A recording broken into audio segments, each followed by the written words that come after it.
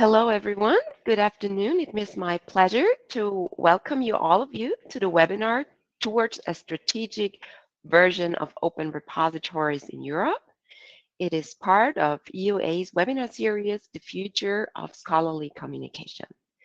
My name is Caroline Schober, and I will be your host this afternoon. Just please excuse my croaky voice, however, which is perfectly in line with the current flu season, I guess. Before we start, I may first introduce you to the housekeeping rules that we have for this webinar. Unfortunately, the slide is not now. Here we go. So you can see when you look on the right side of your screen, you will see two tools. One is the chat function, which you please use to share your greetings, comments, and ask any technical questions that you may have. To ask the question to the speakers, please use the FAQ function that you also see. You can post your questions anytime during the webinar. We will address them during the panel session, which is at the end of the webinar after all the speakers have given their input. You are also invited to explore the webinar platform that you're currently on, where you will find all presentations from today, also a recording, and you will also find materials and recordings from the previous webinars of this series. Today is part of an event series by EUA, which is called The Future of Scholarly Communication. In this series, we address the rapid technological advancement and evolving scholarship practices which are reshaping the future of scholarly communication. The series, for some of you who have been on this series for longer, there was a previous webinar series by EUA on a similar topic, and also a standalone webinar on institutional approaches to rights retention in 2023. As part of the current series, EUA has already organized two previous webinars earlier this year. The first one addressed the university's challenges, needs, and expectations in the transition towards a just scholarly publishing ecosystem, while the second one focused on open access books. For those of you who missed those and like to watch them, they're available here on the platform. This series will also continue into the next year with new webinars. They will be addressing the development of EU's open access publishing platform called Open Research Europe. And we'll also discuss the role AI is playing in scholarly communication. So watch out for these and many more topics to come up soon. In 2025, EUA will also give you something to read. We will publish a briefing paper on the future of scholarly communication, which is currently still developed by members of EUA's expert group on open science. EUA has been quite active in working on open access for a very, very long time. And as part of this, EUA has published in 2022 an Open Science Agenda 2025. So as you see, we are approaching the time span this document is focusing on, and it defines EUA's priorities in the field of open science. It describes the current context, the challenges, and the developments envisioned until 2025, and the action that EUA is taking to drive this agenda forward. It is divided mostly into three fields that this policy is addressing. One is universal and perpetual open access to scholarly outputs in a just scholarly publishing ecosystem. It's about fair research data and about institutional approaches to research assessment. Today's webinar and the overall series on the future of scholarly communication relates, as you can see, to the first priority area, which is bringing about a just, which means transparent, diverse, but also economically affordable and sustainable, technically interoperable publication system, which ideally is steered by the research community.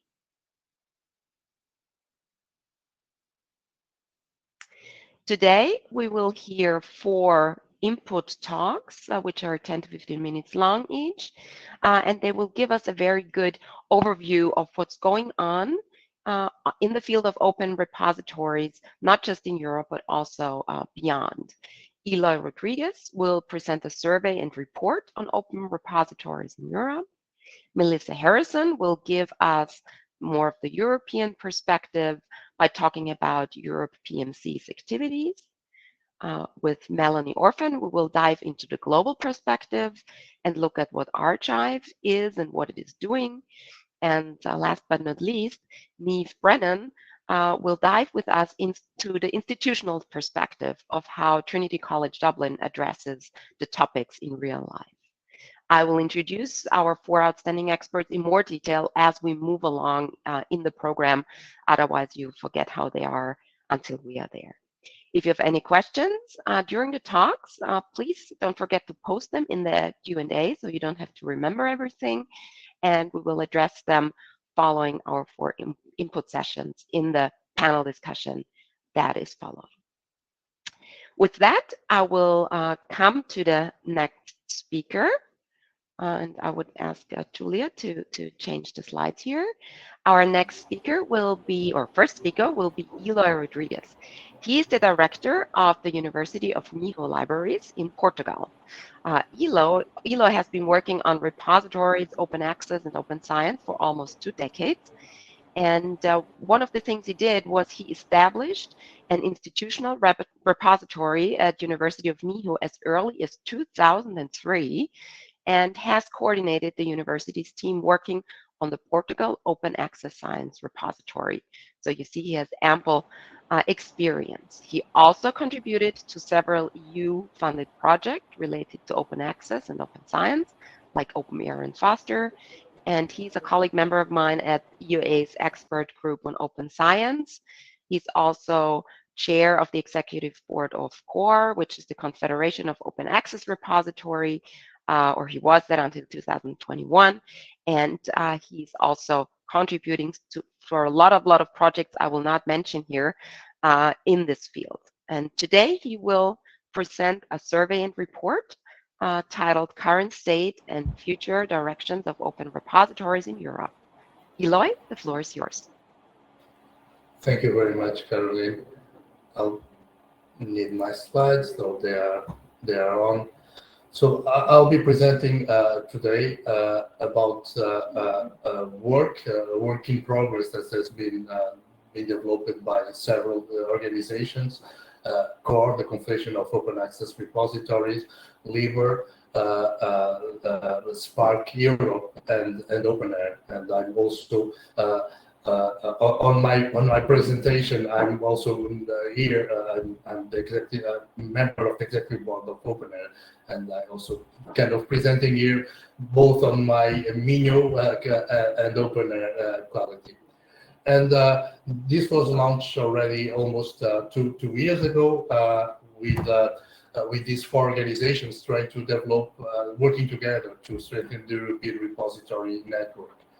And the objectives of this joint activity are to reinforce and enhance repositories in Europe in order to really support open science and the vision of knowledge commons that is based on a network of repositories that provide both human and machine access to a wide range of research outputs and contributions. And making all the full corpus of research available for analysis, text, and data mining, and other novel research uses. And this was launched because it is very well aligned with the vision and the priorities of all the organizations. So it is very well aligned with the core vision about global knowledge common, and a paper that was already produced 5 years ago about next generation repositories. It's very well aligned with the strategic priorities of OpenAIRE that have been developed both on the part of the infrastructure and also on the innovation in scholarly communication, and it is well aligned also with the priorities of LIBOR for open science. And the first activity that was done when this initiative was launched was a survey of European repositories, and this is mostly what I will also be presenting on the next minutes. So the survey was launched in February 2023, and it ran for almost 2 months, and I think we got a good reply from Europe. So we had almost 400 replies from 34 countries. And one thing that I want to stress here is, as you can see, that almost 3/4 of the respondents, of the repositories that have responded, are based in universities. And we know also from other data collection initiatives, and also from, for instance, from the repositories that are registered in OpenAIRE, that's the situation in most European countries. Can you go to the next slide? There was a significant variation on the size of repositories, as you can see, but we have some small repositories with 1,000 or even less than 1,000 objects, and also we have I think the biggest one that will reply to the survey was exactly PubMed Central, that I think reported around 8 million records. But the average size of repositories, of institutional repositories, was about 65,000, and for the other repositories, so the domain and data repositories and national repositories, it was 386,000 items. Next slide, please. And we also, I'm just presenting a very brief sample of the results. You will share the full report where you can see many more. There were many more questions, but I'm just highlighting some of the most probably important aspects. And one of them is also the question that there is a big variety on the contents that is present in repositories.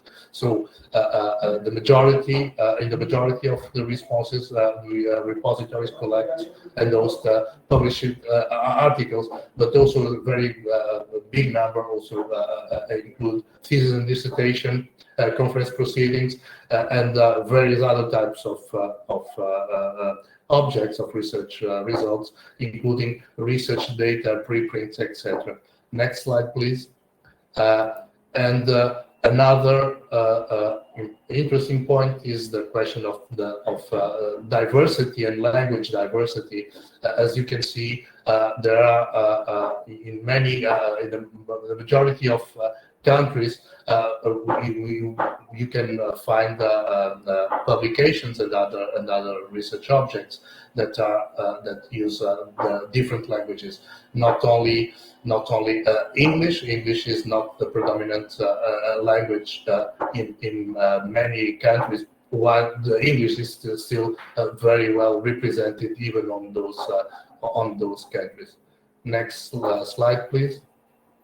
And finally, there was also we also collect some information about the staffing of repositories, and again here you have a big variation, but the majority of repositories are really running with a low staffing, with a limited number of human resources. So the majority, almost half of around half of institutional repositories run in up to 2 full-time equivalents, and only the big repositories, the main repositories, probably again like EuropeMed Central, have staff of a size bigger than 8 full-time equivalent. Next slide, please. From the results of the survey, there were some main conclusions and takeaways, both from the positive side and also some challenges.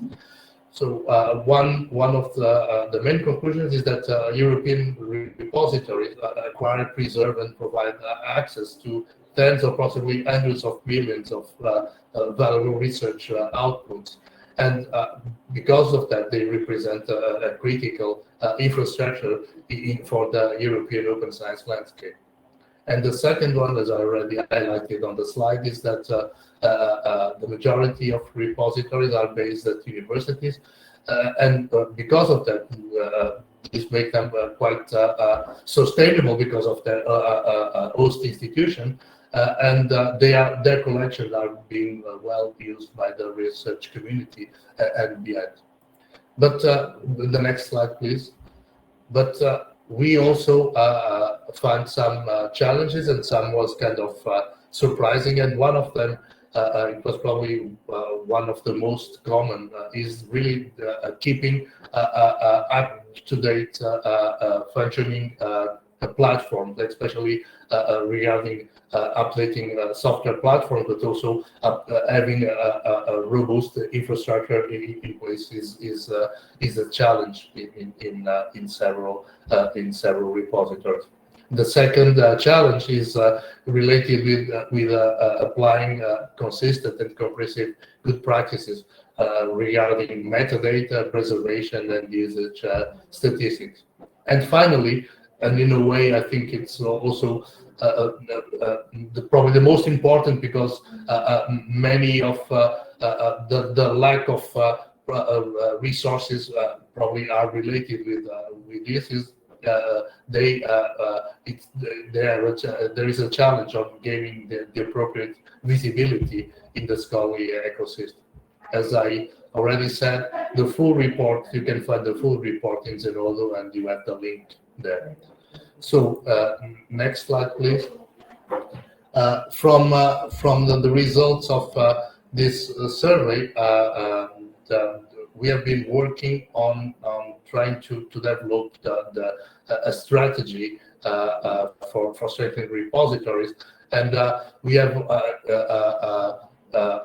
already identified some of the next steps. And next slide, please. But I think it is important to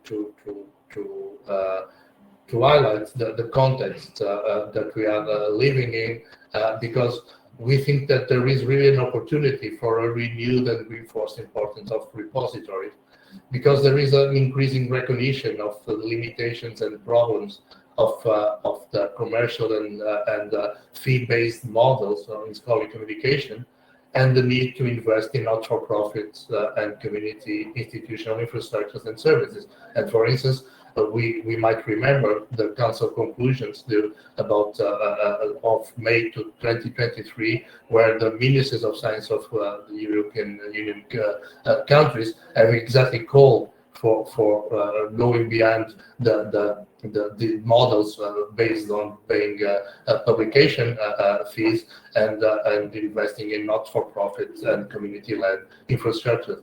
Then a second point is that there is also a growing interest and support into innovative approaches for scholarly communication and dissemination, like the publish, review, curate model, where repositories, and here of course repositories both from preprint servers to institutional repositories, can have a central function. And finally, the current move towards reformed research assessment that in Europe is mostly represented by COARA, is moving towards recognizing the diversity of activities and contributions and outputs beyond the article. And again, all this makes positive environment or context for repositories. Next slide, please. So we have identified three main areas of work. One is mostly kind of advocacy related. It's highlighting the value proposition for repositories and advocating their critical role. And the two other ones are kind of more practical and are related with propagating the best practices for repositories and assist with the creation and coordination of national networks, because one of the things that we could see on the survey results that generally there are some exceptions, but generally the situation of repositories in Europe is better where there are networks, or at least aggregating services that bring together repositories. And so this creation of national networks or other types of national initiatives is important. Next slide, please. So for the first area, we are working, and I think probably hopefully we will publish in January a position paper about the value of repositories, where we make the case for especially for four main points. One, that's repositories for impact, because repositories collectively collect these tens or hundreds of thousands of research outputs. They give visibility to those research outputs. Just I know that I'm kind of running out of time, but just a quick example. For instance, in Portugal, we have our national portal of repositories. We have the number of downloads, the annual number of downloads of that national portal is higher than the number of downloads of all the journals that Portugal subscribes through our big deal. So we have around more than 25 million downloads per year of the research outputs in repositories, and we have around 20 million downloads per year of the subscribed content. The second point is repositories for equity, and repositories are free to use, and they are available to almost every researcher in Europe, and so they really lower the barrier to disseminate research results and secure equity. The third point is repositories for trust. Repositories are trusted because they are based in well-lived and trusted institutions like universities.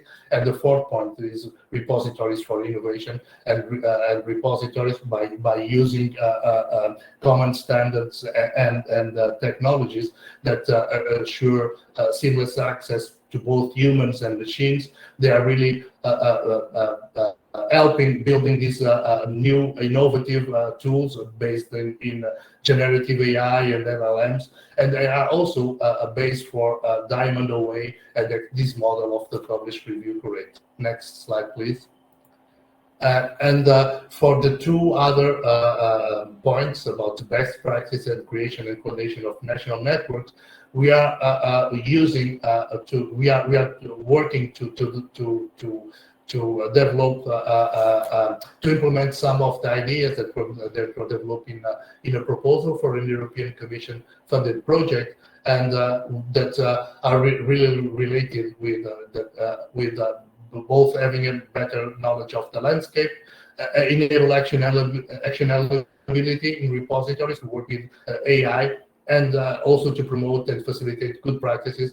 And with a big two important points is to help to upskill and professionalize repository managers, and also promote the Federation of Repositories. Next slide, and I'm really coming to the end. And so the vision on the work that we want to follow up is really to reposition repositories for this innovative, sustainable, and academic governed scholarly communication system. Next slide, please. And I think there is an animation there, so I don't know if you need to click on that, but again, it's all about this vision of the global knowledge common, where all research contributions, all research outputs, not only articles, are really available, interconnected, and make a richer ecosystem, a global knowledge commons. Thank you, and sorry for the technical problems. Thank you very much, Eloy. I think we all saw the slides in the end, and thank you very much for this interesting presentation. And we will come right to the next speaker, which is Melissa Harrison. She is team leader at the Literature Services at EMBL's European Bioinformatics Institute, EMBL EBI, which is located near Cambridge in the UK. And Melissa there is also managing EuroPMC, which is an open science platform for life science publications. She's a science graduate originally and has more than 20 years of experience in scientific, technical, and medical publishing. And her vision is to utilize technology to improve the research process. She was formerly head of production operations at eLife and a board member of Crossref. Today, Melissa will introduce us to the activities, the scope, and objectives of EuroPMC as a European-wide open repository. Melissa, we can wait to hear your presentation. Thank you. Okay, so good afternoon, everyone. It's lovely to be here, and thank you for the opportunity to speak. So I won't go through this in great detail, but EuroPMC's mission is to build open full-text scientific literature resources, but also to engage with others and enabling contributions and integrate with other outputs. So really speaking to a lot of what Eli was talking about. And also just to say on this slide, we have open APIs. So not only is it the website, but also all the information available via APIs as well. So EuroPMC it has an interesting funding model in the sense that Wellcome collaborates with all, it's all in one grant basically. Wellcome manages the grant, but there are 35 separate funders funding EuroPMC. And also where I'm based at EMBL EBI, it's providing in-kind contributions. So the technology stack and things like that, as well as some staffing and other issues. So EuroPMC, I mean, as Eloy was saying, it's quite big. So we contain life sciences articles. So there are we collaborate with PubMed in the US. So we have all of the PubMed abstracts, as well as the full text content from PubMed Central. So that's 10 million full text articles. The thing to note here as well is that we actually utilize Unpaywall, which provides links to users on the EuroPMC website to other open versions of the articles. So, and they're utilizing a lot of these repositories, small or large, that were described on the previous slides. And so where we might not necessarily have the full text articles, where we do have a link to a freely available and legal other option, those links are provided, and that supplements with about another 10 million articles probably in PDF format, but it still makes that content more accessible to people. We also, as part of the collaboration with the NCBI, we also have the bookshelf content. So that's long form outputs that are available, whether it's full books or chapters of books, that is also imported into EuroPMC. Linked to this is also the accepted manuscripts. So I'll talk a little bit more in a little while about that. But the PMC platform has close to 1 million accepted manuscripts available. So these are the articles that they're not preprints, they're not the final version, but they're the version that has been accepted. And also EuroPMC provides this portal for our funders. And I'll probably focus a lot in this talk on preprints. I've got a few slides on that because since 2018, we've also been indexing life sciences preprints, and we now have 875,000 preprints indexed on EuroPMC. And that's across 25 different platforms that they're aggregated from. So we're providing a central resource for people to search for preprints alongside final published articles as well as accepted manuscripts. So the manuscript submission system, so this is what I was talking about. This is available to the Europe PMC funders, as well as MBLEBI authors, who are obviously funding Europe PMC as well in kind. And so this provides the capability for the grantees of our funders to have their accepted manuscripts published if they're not going to, if the final version of record isn't going to be made available open access. And so we have this portal where they submit them, and then we convert them to full text XML. So that's the kind of markup language that publishers use, but it means that the content is in full text within Europe PMC.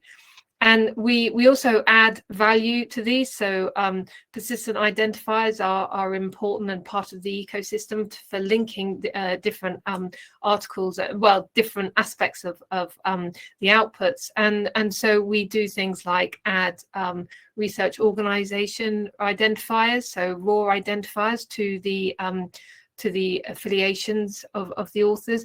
And also when we have full text articles, including these accepted manuscripts, we text and data mine them for various bioentities, as well as accession numbers, so linking with the data available. So like I said, this supports the authors in their open access funding requirements, and we've designed it on purposely to be adaptable to changing embargoes. So for instance, as some of our funders joined Plan S, we could easily change the embargo period for when this content would be released to 0 months, or it can be flexible for the different funders. And it also links the grants to the accepted manuscripts. So next slide. So as I mentioned, so we are actually serving as an institutional repository as well. So from my point of view, that's really helpful, because I'm able to understand the challenges of an institution as well as the challenges of being an institutional repository. So we accepted manuscripts and preprints that come out of a result of MBLEBI staff, as well as things like there is training material that's therefore made available within Europe PMC. And also because we're based at the Bioinformatics Institute, we have like 40 specialist data resources for different outputs, biological outputs.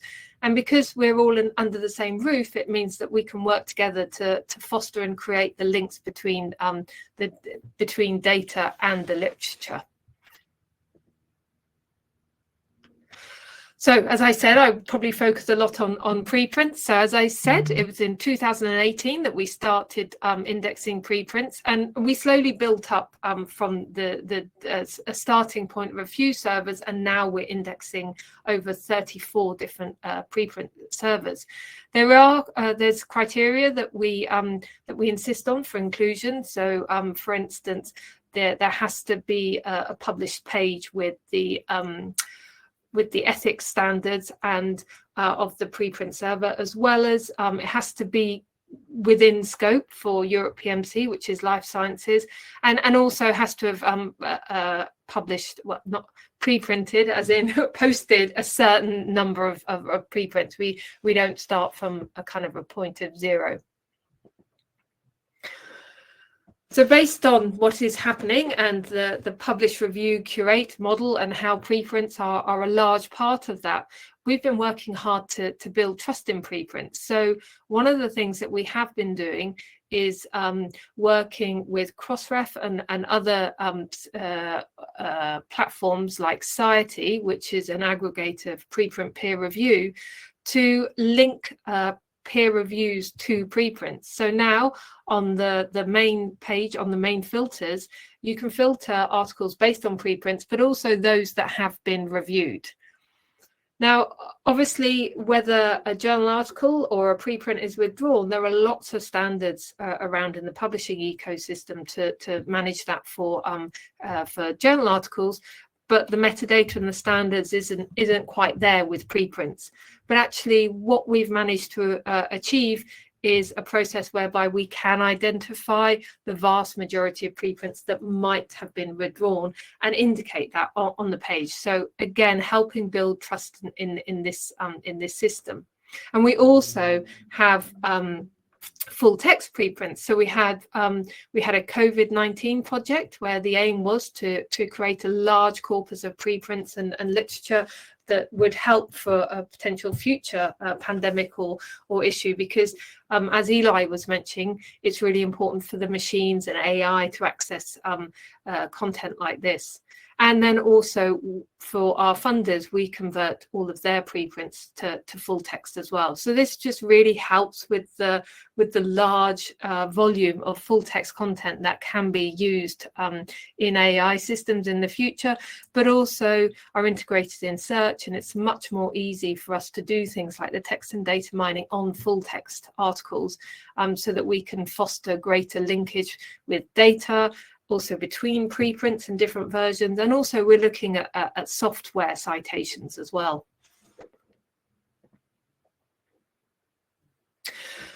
So we add value to preprints as well. So like I mentioned before, where we have access to the preprint reviews, we actually post them on the page with them.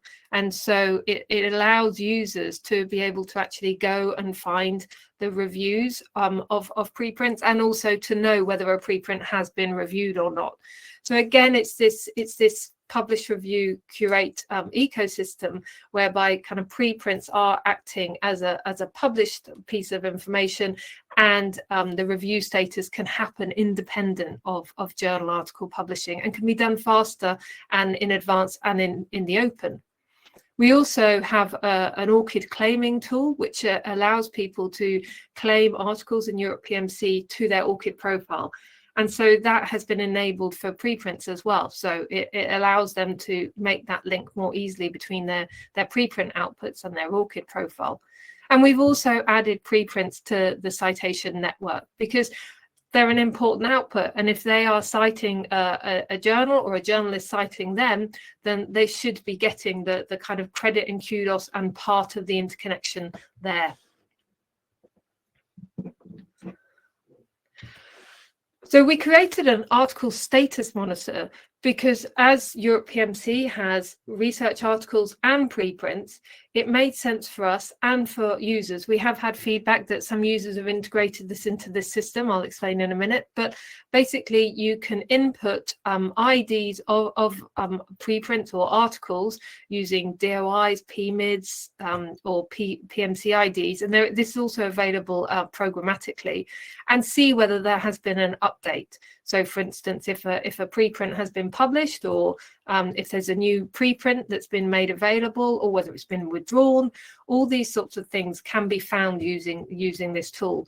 And so, for instance, one of the EBI resources is actually using this. So if they found a preprint of interest that they think is worth curating into their database, they use this tool to then find out whether it's been published as a journal article and then release the data.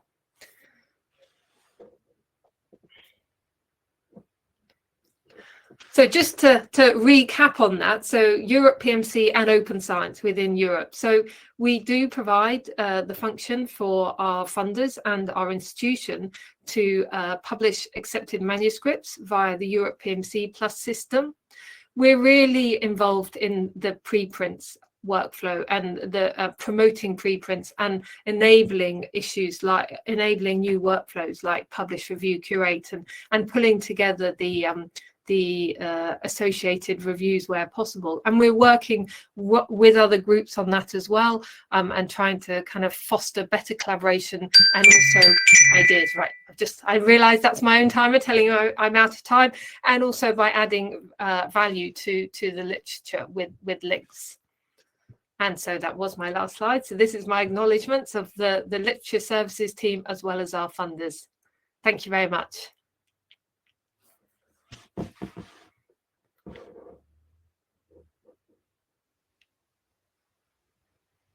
Thank you very much. That's very, very interesting to see. And I'm sure there will be lots of questions. You can already post them in the Q&A section when you when they're coming up now. We'll answer them later on. And now we'll take a big leap over the Atlantic Ocean to Stephanie Orphan. She is Program Director at Archives, which is a free distribution service and open access archive of 2.5 million scholarly articles already. Mostly they're in physics, mathematics, and computer science, but growing also beyond these fields. And her role at Archive spans administrative management, operational oversight, but also the implementation of strategic goals. And today she will give us the global perspective on open repositories by familiarizing us with the activities, the scope, and the objectives of Archive as a global open repository. Stephanie, the floor is yours. Thank you. Thanks for having me here today.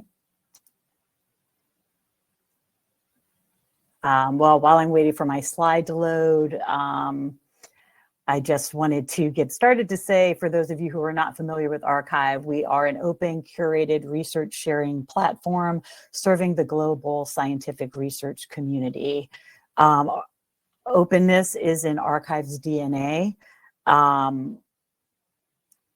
Whether we had 2 million articles or back when we only had 200 articles, openness and reaching as many researchers as possible was the aim of Archive.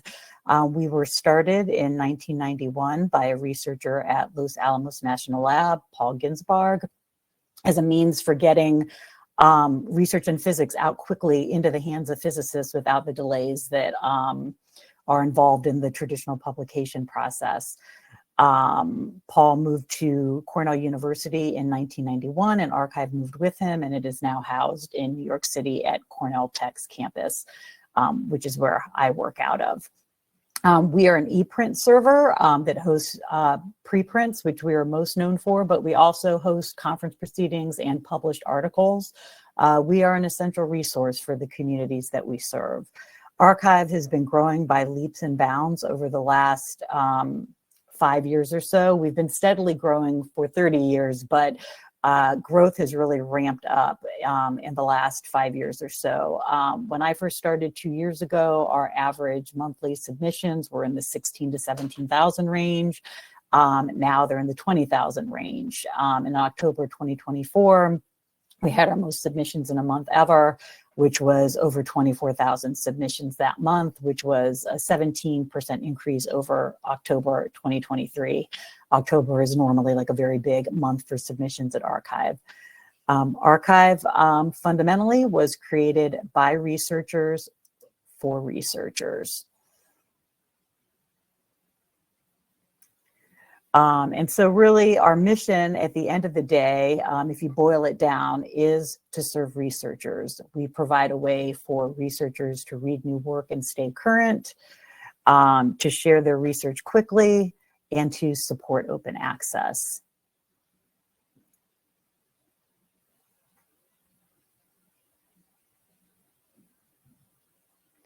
So what we offer, as was mentioned, we currently now have over 2.5 million downloadable articles in 8 academic fields that are available anywhere. So physics, math, and computer science are the big fields that we cover, but we also have a presence in statistics, quantitative finance, quantitative biology, economics, and electrical engineering and system science. We offer the opportunity to share original research quickly before or after peer review.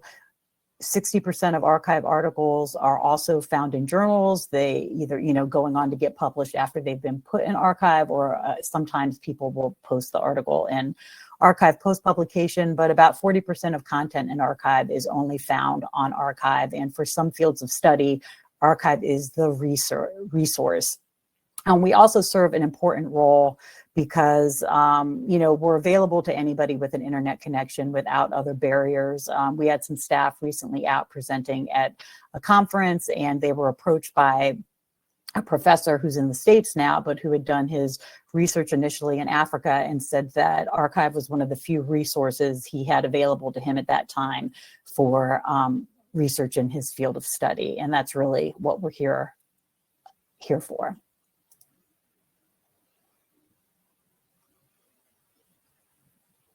I apologize for the pauses. It's the slides move a little slowly. So archive really takes a village to keep archive going. We rely very heavily on the global research community. Obviously, if we did not continue to be relevant to authors and readers, we would no longer exist. So our authors and readers around the world ensure that we remain relevant to the community. We do not do peer review, but we do have moderators that are experts in their fields that are ensuring that the content coming through archive looks like science, walks like science, talks like science. So they work very closely with our staff that's working on quality assurance and technical checks, making sure that the papers that get put on the platform are relevant to our researchers. Moderators are from around the world. And we have over 240 of them currently.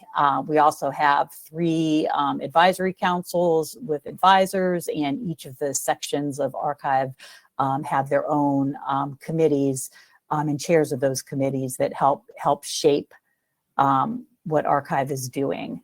From a financial point of view, we are very grateful to have the Simons Foundation as a major funder of archive. As well as our home institution of Cornell Tech. But each year between 50 and 60% of our income comes from our membership program that consists of academic libraries and consortia. We also have members who are labs. We have an affiliate program that includes societies and other nonprofits. And we do have a program through which corporations can be donors as well. So I just wanted to talk a little bit about some of what archive is engaged in right now. These are not comprehensive, but they're 4 big areas that we're doing work in. Probably the biggest thing is our technology migration. You know, archive was started over 30 years ago, and while there had been changes to the system since 1991, there was never, prior to recent times, a comprehensive upgrade of the system. So we've gotten into a lot. We've developed a lot of technical debt over the last 30 years. And thankfully, with an additional gift from the Simons Foundation, we began in 2022, we embarked on a major technology migration. The main pieces of this are that we are moving to the commercial cloud to get off old infrastructure and get on a more reliable and modular system.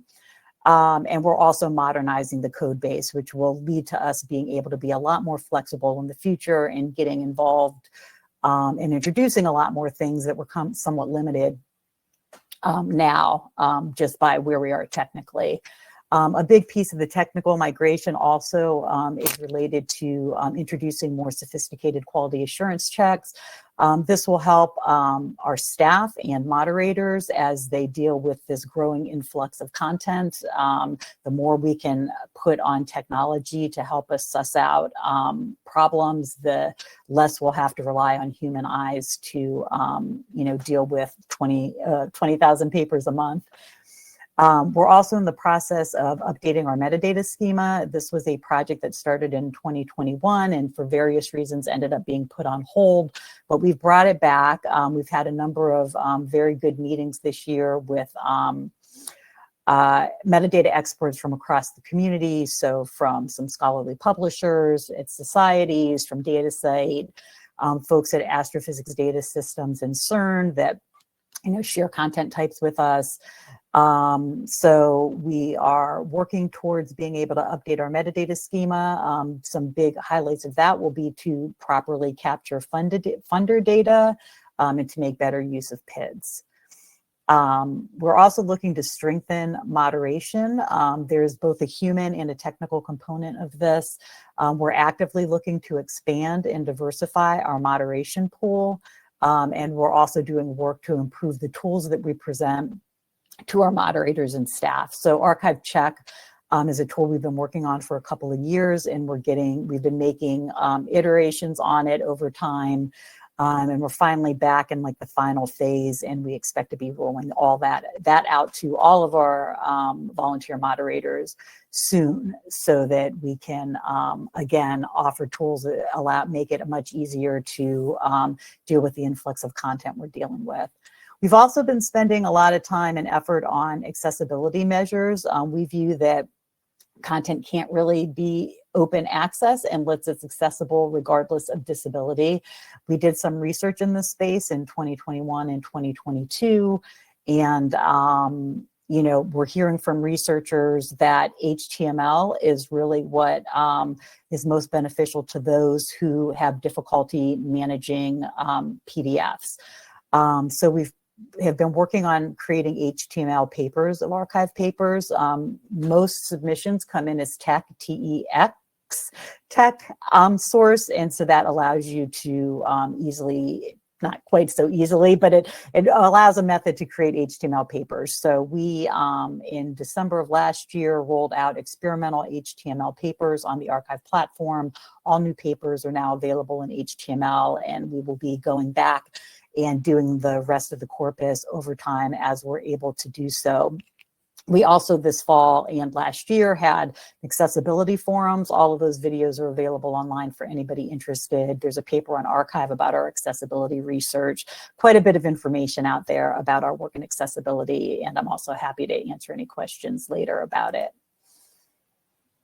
My last slide is really just to talk a little bit about ways in which we try to work with the greater community. Sorry, I'm having trouble getting the slide to move forward. There we go. So we have relationships in a number of areas.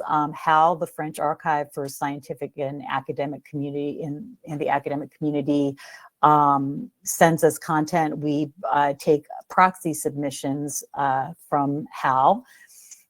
Sorry, I'm trying to go backwards.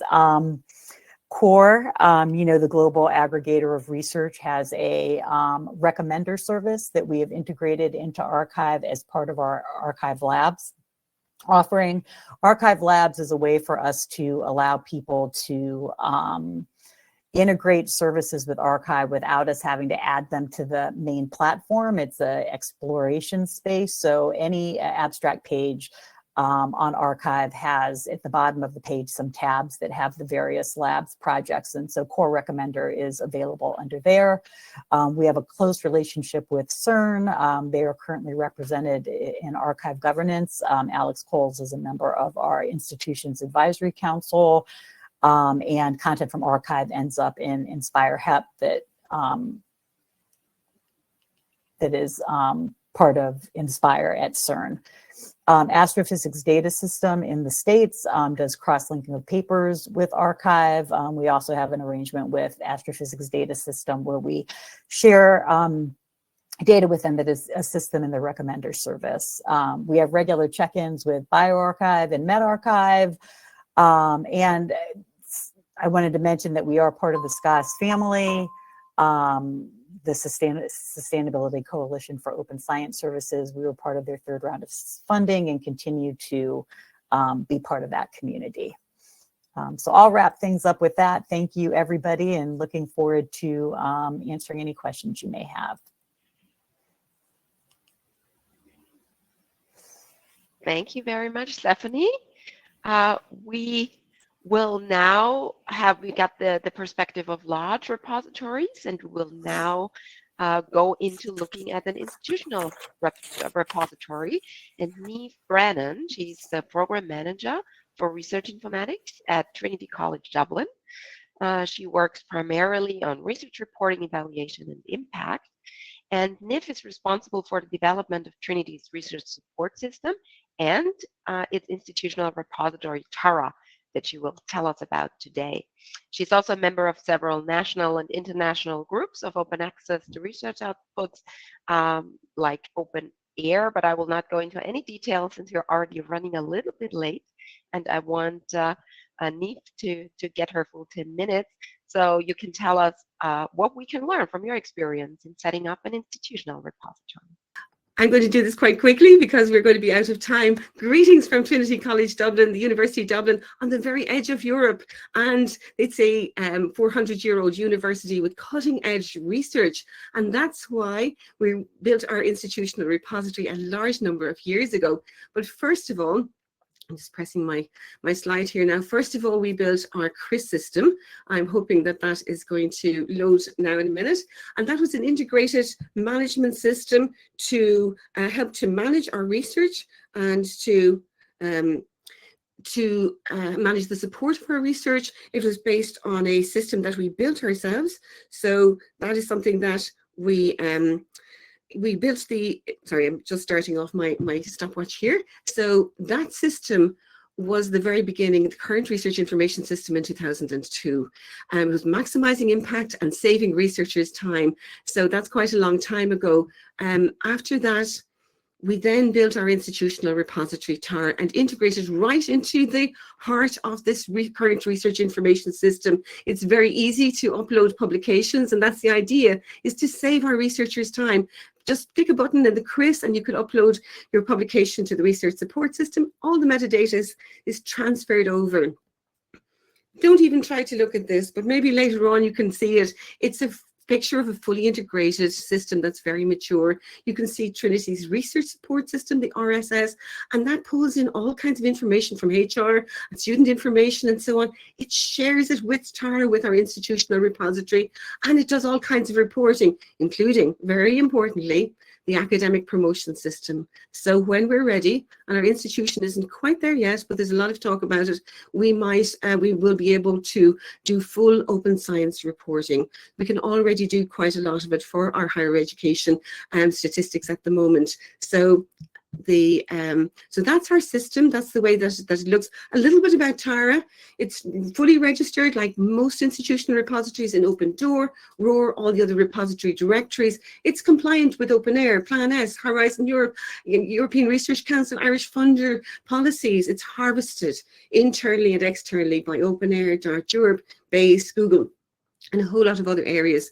It includes research publications, data sets, theses and dissertations, a full electronic thesis submission system, entire journal archives, and a lot more, completely multidisciplinary and taking in research outputs that other kinds of databases simply wouldn't take in.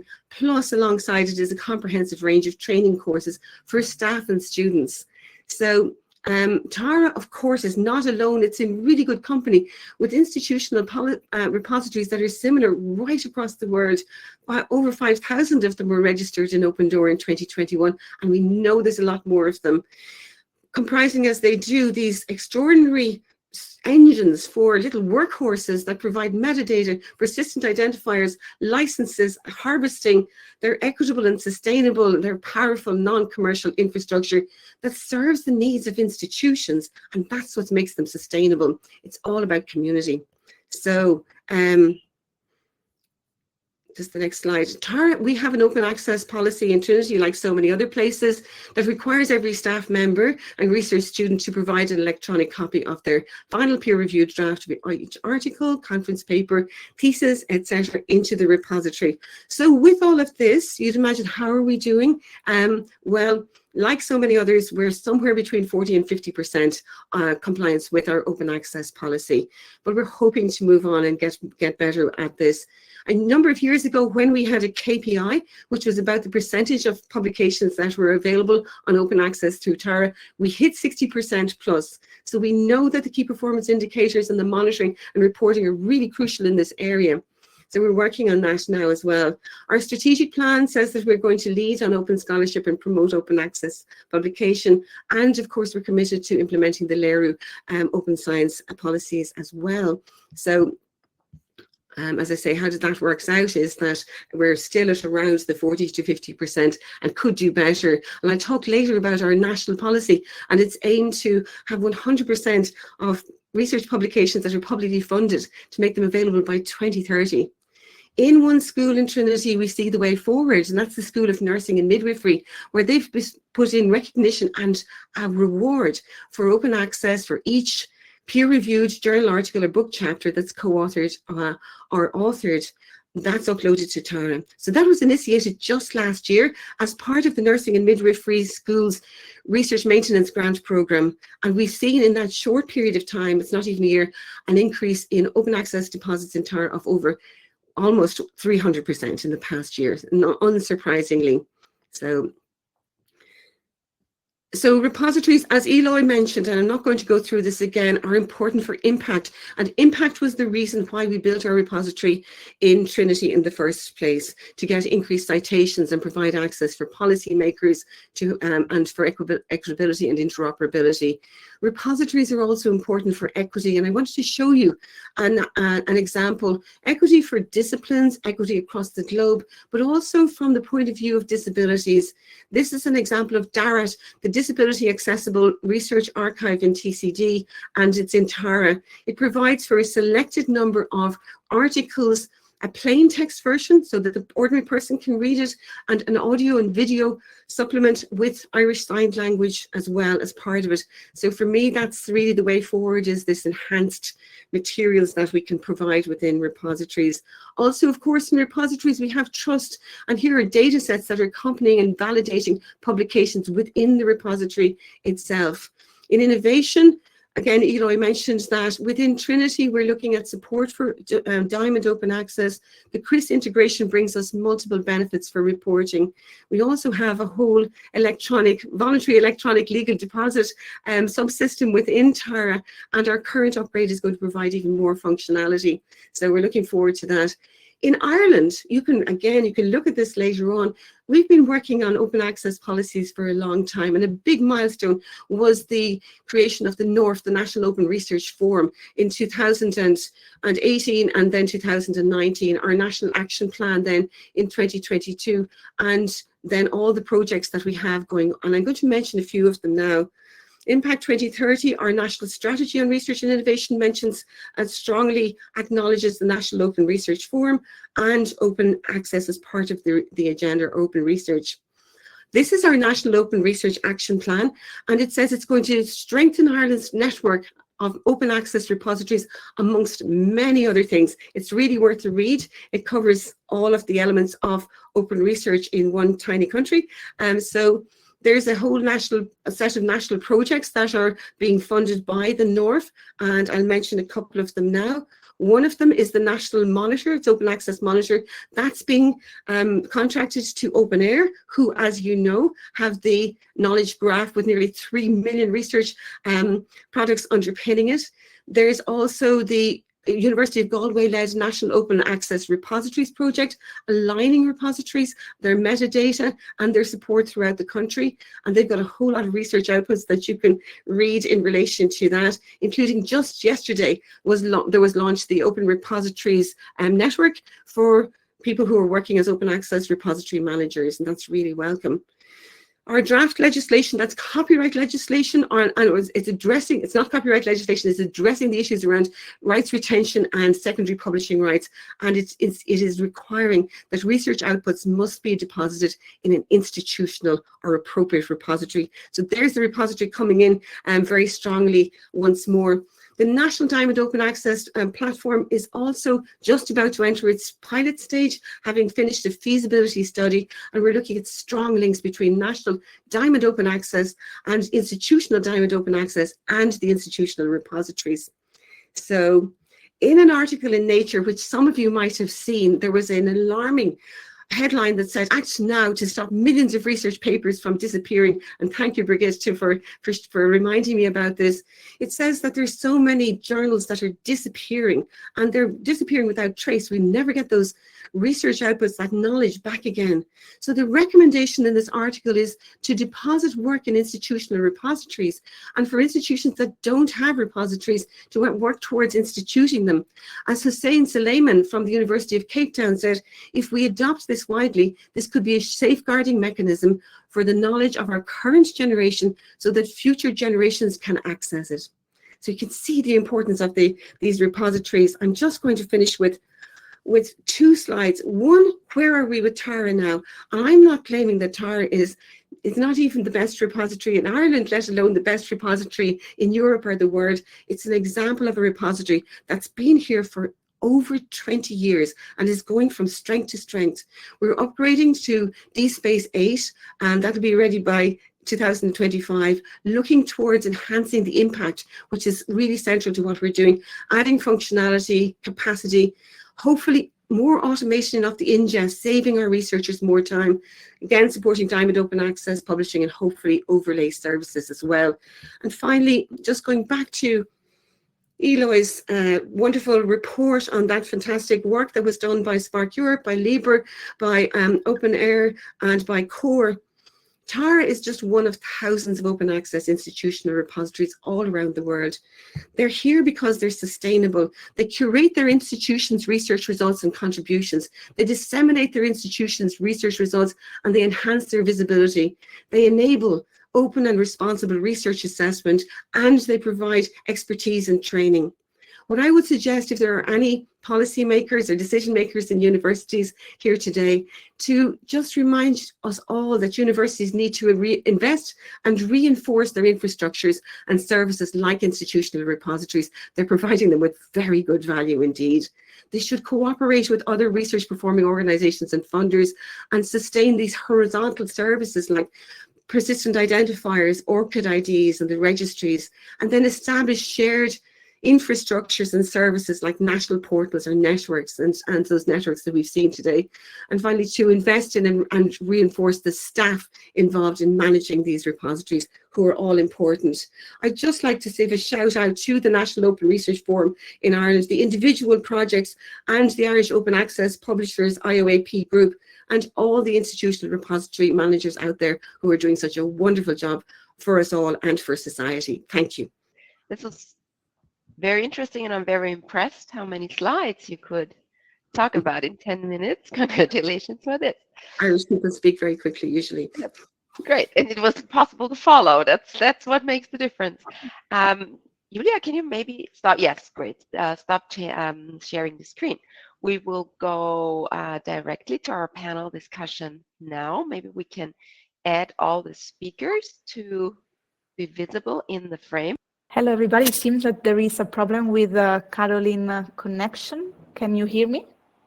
Yes. Yes.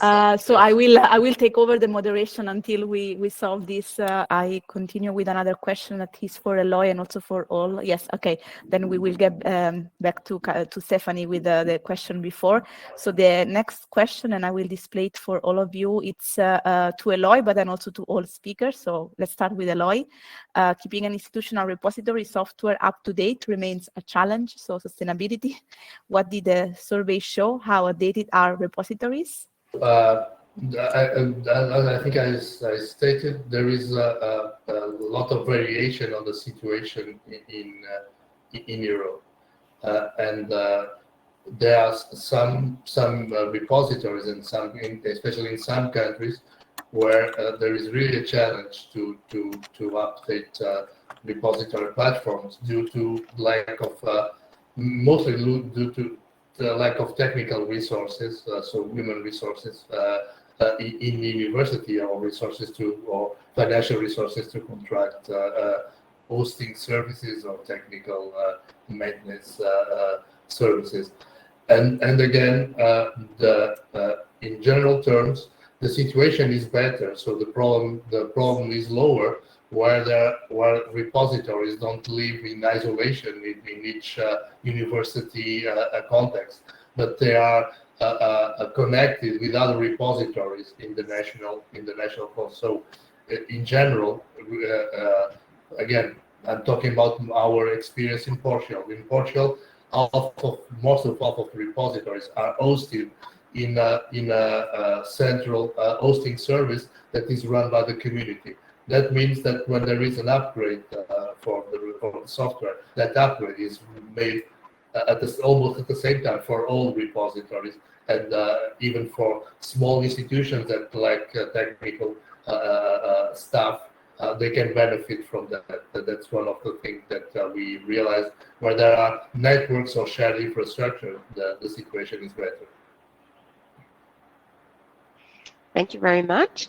I think Stephanie is not online at the moment, so until she's connected back, we will with these questions, but there are lots of others already in there. And one, I think, connects very nicely to what Eloy just mentioned, and that is how are those platforms run? That those databases are very often run decentralized. And that what about security, for example? And another issue that was raised in a different question was what about visibility? How can you find institutional or local platforms? So maybe we start with Tara directly, and then also put the question back to Eloy. So I'm really interested in this area because it's something that's a hot topic in my institution. A lot of the repositories for a long time were able to just sort of sit and not upgrade for a while, and especially those that were very highly customized, like ours, because we've linked it, obviously you know this now, we've integrated with our CRIS system. So there's a lot of interaction going on all the time. Plus we have a big e-thesis system that's going on within using the workflow within the repository, you know, so then and that has traditionally been something that we think carefully about before we do an upgrade. Now, the questioner is absolutely right. Once DSpace went out of support, the 6.5, that left a lot of repositories with their computing services knocking on the door saying, guys, you're going to have to get this into support because of the constant threats of cyber attacks on universities. And that's the reality that we're living in now.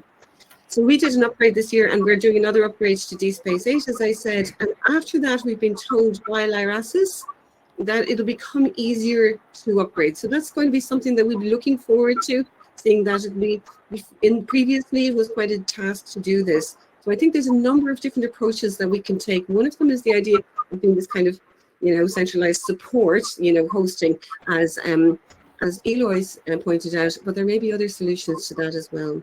And then the second question is, so you can come back to me in February when we have our upgrade, and we'll see how we're getting on then. The next question, I think, in terms of TAR was, would I consider registering it in read3data.org? Absolutely. I'm a huge fan of read3data.org. I just haven't got around to it because we've been really busy doing other things. But, you know, that is a resource that I recommend constantly to people for research data management and for fair data. Thank you. Eloy, what about visibility for your, or the ones that you overlook, not just the ones you're responsible for, repositories, institutional? How do you make them visible? I think that there are several ways to do it, but the most effective way is really to try to collect as much content as possible from our own community. Then register and make your repository visible in those registries, like and the aggregators, and again use the best practices regarding metadata. So having the proper metadata and the proper description of the resources are also absolute. As I said, for instance, again, regarding the Portuguese repositories where we have data, they are really heavily used, so they are being very much visible, not only, of course, not only in Portugal, but really globally. And we have data that shows that.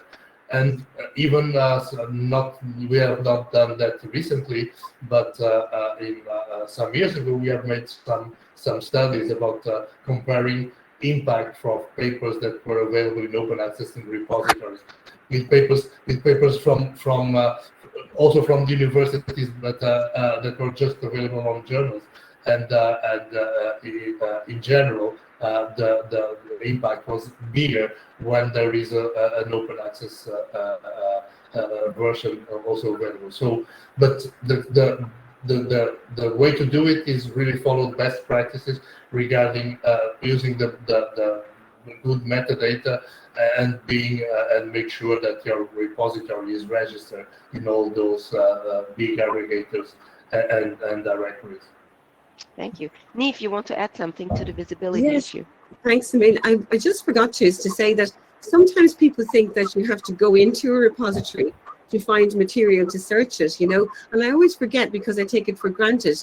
that everybody knows this, but I'm just going to mention it, that the vast majority of people who access Eloy's repositories in Portugal, I'm pretty sure this is correct, Eloy, I know about Tara, they're doing it through Google and through Google Scholar. And something like nearly 90% of the traffic is coming in because the metadata is optimized. The papers go right up to the top of the Google page, and that's where people find them. That's why we know that's where people are. So we don't need people to come into the repository. And a lot of people go, oh, I don't like the repository, you can't search in it. It's, you know, it's not as good as lots of other interfaces. It's not supposed to be designed to do that. It's designed to expose the data, to put it out there into the world, to be where everywhere is. And ideally, of course, get registered in V3 data and all the directories and do the interoperability and everything like that. But that's the visibility. It's the web. That's what repositories are about.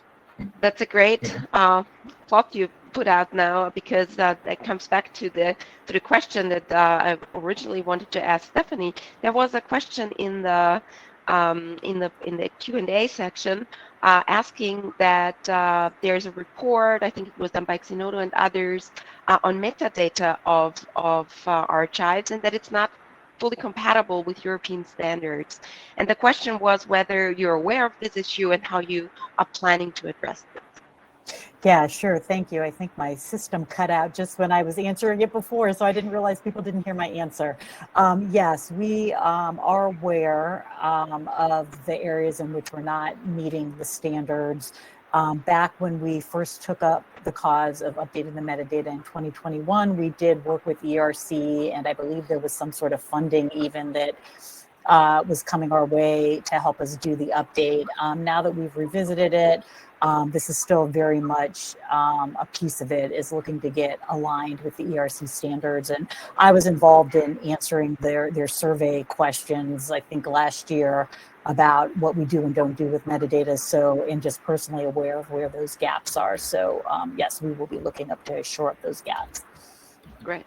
There's another awareness question through your PMC, and it's about if you're taking any measures about paper mills and suspicious papers. This is an issue for you. Yeah, so I mean, this is really interesting, because obviously we're indexing content from lots of different places, and it's not necessarily our place to expose paper mills. Like, for instance, there's a lot of work going on in publishing houses already. But I mean, one thing we have done is we've integrated with Cite some time back. We don't have all the data isn't made available, but on Europe PMC, where there have been citations, you can see using Cite whether it's supporting, mentioning, or contrasting. So there's an element of that already. But for me, we are talking to other researchers in the field about looking into this and the use of AI and chatbots and so on. But it's quite complex, because I have a personal view that by investing in persistent identifiers, things like credit taxonomy, and by linking the data and the software and the literature all together, then you're naturally, and also having open peer review, you're naturally going to be bringing to the top the stuff that isn't produced by a paper mill. But also, as people get to use systems more, like, for instance, ChatGPT, to help them write articles, it's going to be much harder to filter out paper mill versus someone using these tools to assist them. And I think we have to be really careful about kind of the fact that the majority of content is English language as the first language. And so if people are using these tools, and sometimes it's quite obvious when these tools are used what the outcome is, but actually if someone's using it to help them to assist to translate to another language, that's not paper mill. So again, it's like it's getting more and more complex because of the technology available to us about how you kind of filter and differentiate between the two. So in short, there's a lot of research projects out there, and I'm talking with other researchers about what they're doing in this field. But also, I personally believe that by promoting open science standards and linking literature, data, open peer review, then that should help filter out. And so in a way, if you promote the content on your site that has all the open access, open science metrics, that should bring that sort of content to the top. Thank you very much. I may now give you the opportunity to have a very brief, maximum 1-minute statement, take-home message maybe you want to give everyone. Maybe Eloy, you want to start? Yes, I can briefly start. I think this point that repositories can really contribute to a more sustainable and innovative publishing ecosystem. It's really important. But for that, institutions and to have a kind of distributed and diverse and well-functioning ecosystem, we need that each institution takes care of their own research activity and research results. And so we need really an investment on institutional repositories. They might be hosted on shared infrastructure or in cloud infrastructure, but they really need to be directed and governed by research institutions. I think that's the critical part. Somebody else who wants to pose a last statement, a take-home message to give people home? Yeah, I think we are already. Please go ahead. I was just going to say persistent identifiers, so open persistent identifiers as well as open data, all the open science metrics, all helping with interconnection within these different ecosystems. There are still some questions in the FAQ that we cannot take anymore, but maybe our panelists will still be able to answer them in written, so you can stay on the platform a bit and also see them later on in the platform in the recording if our audience cannot stay. Any more comments from the panel? One last statement.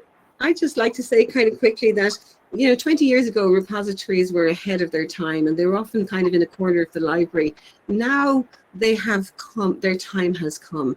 And, with the PIDs and with ORCID and with the APIs and with interoperability and with the networks worldwide that are supporting them, they are really, their time has come and their time is now.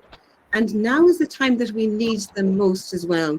We need the repositories to solve the grand global challenges to create the global knowledge commons for both research and for education. And hopefully we'll make a good start on that in Europe and the rest of the world. Thank you very much. With all of this being said, Eloy, Melissa, Stephanie, and me, thank you very much for delivering these very interesting inputs and answering at least a few questions that we could take. I also want to thank you, EUA, for organizing this event and the great EUA team, especially Federica, Rita, and Julia, who were wonderful assistants in the background and helped us with all the technical issues we experienced here. And thank you, dear audience, for your participation in the webinar, especially, of course, for the active contribution to the F&Q sessions. Some questions will be answered later on, so you can find the answers on the platform. I invite you to join us also for the upcoming webinars of this EUA series on the future of scholarly communication that will take place in the next year. The announcements will be out shortly, so don't miss them. And in the meantime, I wish you all a wonderful, restful, merry holiday season and a fantastic start into the new year. See you then. Goodbye. Bye-bye. Thank you. Thank you. Thank you.